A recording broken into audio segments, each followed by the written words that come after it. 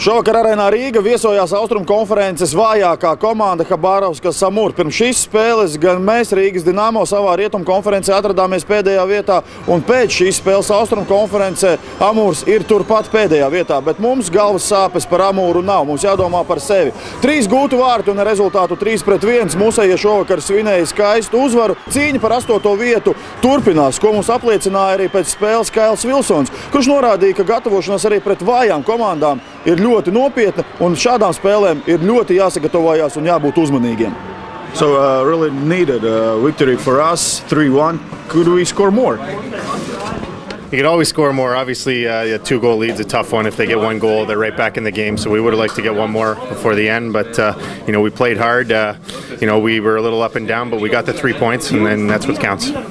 Is the preparation against, we can say, the weakest team in the East Conference different as against other teams?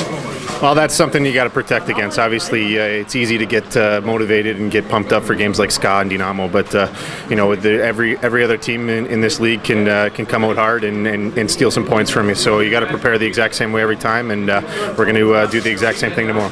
What was good for them today? I don't know, goalie, defense?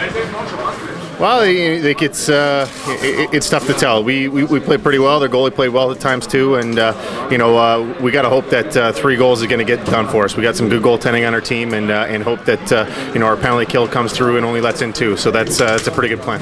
What can the fans expect from tomorrow's and Monday's game? The exact same thing we've been doing. We're playing hard lately, and the guys are looking really good. And doesn't matter who we're playing, we're going to come out and give the exact same effort. Thank you very much. Good luck.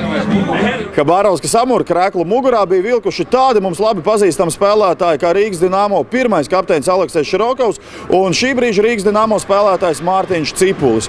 Šajā spēlē laukumā ar 87. numuru pretinieku rindās bija pagājušās sezonas Rīgas Dinamo spēlētājs Marsels Haščaks. Viņš par spēli nebija īpaši priecīgs. Būtu labāk, ja viņš būtu guvis vārtus, bet mēs sakam, labi vien ir tā, kā ir. Как было играть в арене против своих бывшую команду? Как бы забил гол, все бы было лучше. Что не получилось у Амура сегодня? Я не знаю, но мы быстро шайбы нам забили и все. Что вообще в этом сезоне Амуру не получается, тоже на последнем месте? Я думаю, что мы лучше играем с новым тренером, только чуть-чуть. Нам надо голы забить, все будет лучше. Как сам чувствуешь себя в Хабаровске? Все хорошо, только долго надо лететь. Все время долгие полеты, все время джетлаг? Да. Ну, когда возвратишься обратно в Ригу?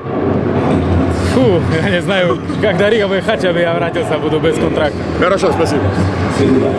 Šobrīd, cienījamie līdzjutēji, ir pienācis jūsu laiks klātienē Arēnā Rīga no sirds atbalstīt Rīgas Dinamo komandu katrā cīņā un galvenais cīņā par iekļūšanu atpakaļ labāko astotniekā rietumu konferencē. Nākamā spēle jau 29. novembrī, kad šeit viesosies Novokuzņēckas Metalurgs. Šī spēle ir veltīta vīriešu veselībai un sadarbībā ar Latvijas urologu asociāciju. Mēs noskaidrosim Ulsu Karali. Armands Simpsons šajā konkursā nepiedalīsies. Bet katrā ziņā krājiet biļetes, un šīs dienas spēles biļete kopā ar rītdienas spēles biļeti dos jums iespēju klātienē Arēnā Rīga atbalstīt mūsējos pirmdienas 1. decembra spēlē pret Novosibirskas Sibiri. Tiekamies katrā spēlē. Armands Simpsons, Mārtis Krasovskis būs šeit arī rīt.